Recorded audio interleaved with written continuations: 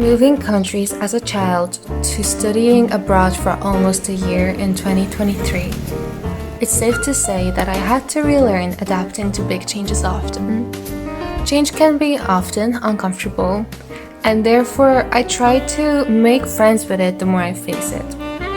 This moment here, right now, is one of those many ones where I try to make friends with change again. So, welcome to a chapter of Laura, where I learn to adapt to change in a way where I won't feel uncomfortable when facing another new thing in the future.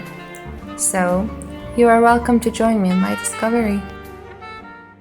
Let's talk about change. God is a God who cares a lot about character growth. He cares more about our character growth than how we feel in the moment.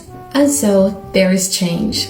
Something that is very uncomfortable, something that each of us has to face, and it is really impossible not to go through. We cannot escape it. So it is something that we just have to learn to adapt to. I am someone who used to absolutely hate change, and I had to go through a lot of change growing up. I had to move countries, learn a new language, and then now, not too long ago, because of my studies, I had to do all of that all over again, twice.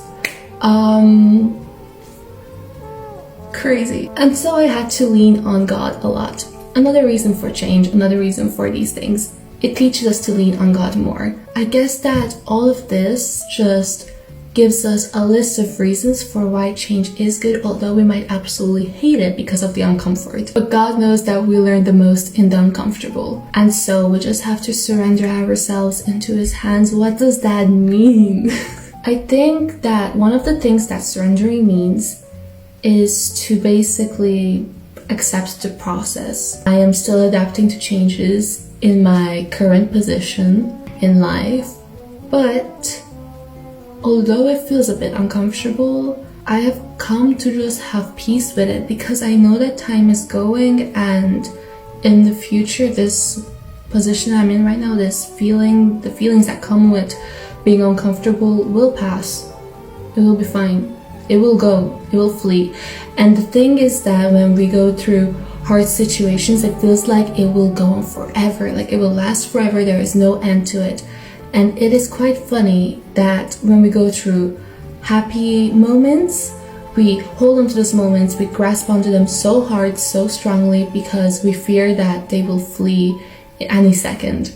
And I feel like the world has just done that to our mental. It just altered our minds to think that way, but that is not the way we should think, because that is not the way life works, especially not when you have God in your life and you're trusting Him with it. You have to realize that you have a purpose in the future, that is correct, but that should not make you anxious that it is coming up, because you have a purpose right now in this very moment. Every moment of change in the present has a purpose in its season. You're in a season for a reason. And the future season, you don't have to care about that. You don't have to worry about it. You don't have to be anxious about it. There's a reason why God asks us to not worry about tomorrow, for tomorrow has its own worries to worry about. Also, God is a God of organization. He is a God of order. So He expects us, His followers, to be organized as well. I think that focusing on the present and making the most of the present would be a great start to getting organized. It is really hard though. I literally learned this just yesterday. God opened my eyes up to this literally just yesterday, just in time as well. So I am a complete beginner at this, and I'm just hoping that God will work it out for me and I will be a pro at this. But at the same time, in life, we are forever students, so I cannot guarantee that for myself that I will be perfect at this. I constantly learn new things and I have to relearn them. Life. Knowing myself, I know that I can often overthink time because I think that time is coming faster than it actually is. So I realize that being uncomfortable in change and being anxious about time are not a good mix, really. I realize that I have to order myself in a certain way, but organizing yourself does not mean that you should narrow yourself down or God down to a strict schedule. Not at all. That will put so much pressure on you, and if you miss something out of that schedule, you will be like mad at yourself and upset, and maybe you will like give up on it. And you will be back to like the start. So I really pray that God can teach us his way of organization which does not overwhelm, but instead makes life more peaceful and makes change easier to persevere through. I was journaling the other day and I came to a realization about identity and how identity actually has a lot to do with change and how we adapt to it, how we are able to adapt to change. But as I was journaling, I was kind of like reviewing my day.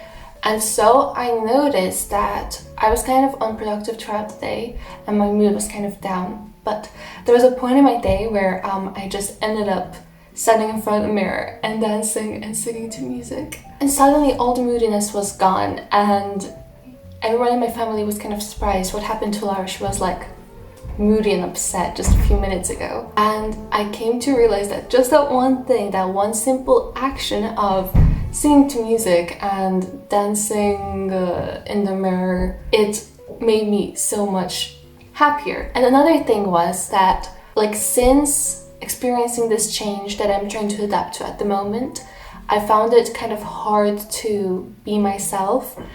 Like, I am just more inwards and I'm not able to be as open, I'm not able to be as social as easily as before. When I danced in front of the mirror, I kind of just noticed and was able to embody myself again, and I was more open. I felt more open and more happy. And from there on, my day was good. There were no more down moments. So I realized that God enables certain interests and hobbies such as dancing, singing, whatever it may be, that specifically works for you in a way that sets you loose. God made us in the image of God, and that is written in the Bible, and sometimes we have to remind ourselves of what that looks like. And I feel like hobbies are random actions such as dancing in the mirror, just casually in your room. Like, it reminds you of that, of what the Bible says, of what the image of God looks like.